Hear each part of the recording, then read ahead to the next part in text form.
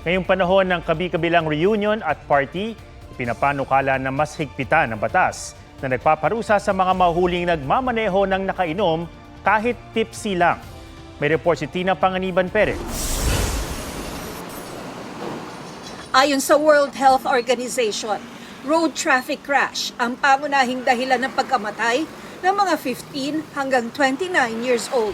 At sa mahigit 18,000 road crashes sa bansa mula 2015 hanggang 2019, mahigit 5,000 ang konektado sa alak. 3 out of 10 road-related accidents na nagre-result sa kamatayan or death ay dahil nga sa usapin ng pagkalasing o intoxication. May Anti-Drunk and Drug Driving Act na nagpaparusa sa mga mahuhuling nagmamaneho ng nakainom ng alak o ng droga. Ang Akbayan Party List naghain ng panukala para higpitan ang batas. At kahit tipsy lang, ipinapanukala nilang wag ng payagang magmaneho. Isinusulong din sa panukala ang pagbili ng pamahalaan ng mas maraming breathalyzers. Nasa panukala rin ang pagkakaroon ng designated drivers o alternatibong transportasyon para sa mga nakainom. Ipinapanukala rin patawan ng mas mabigat na parusa ang impaired driving. Mula sa 3 buwang kulong at 20,000 hanggang 80,000 pesos na multa para sa less serious physical injuries na kaso, ipinapanukalang gawin itong 1 taong kulong at 50,000 hanggang 100,000 pesos na multa.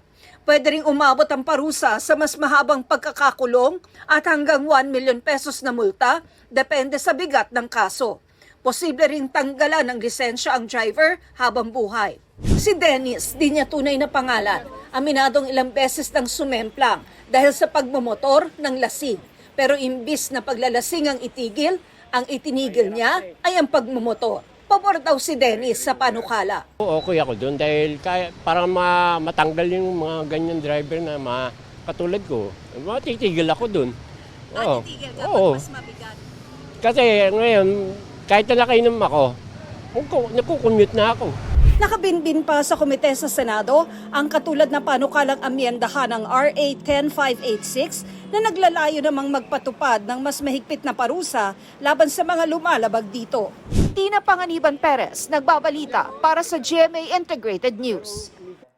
Huwag magpahuli sa mga balitang dapat niyong malaman. Mag-subscribe na sa GMA Integrated News sa YouTube.